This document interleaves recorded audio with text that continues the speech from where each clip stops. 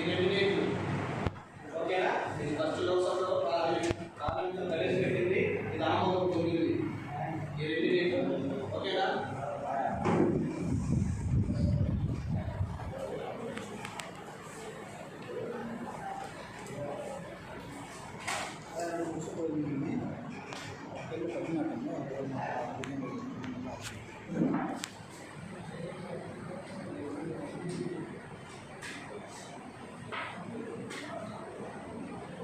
రాష్ట్రాలను బిల్లు పెట్టింది ఏది, ఆమోదం పొందింది ఓకేనా. అది ఏది, ఉపాధి హామీ చట్టం ఓకేనా.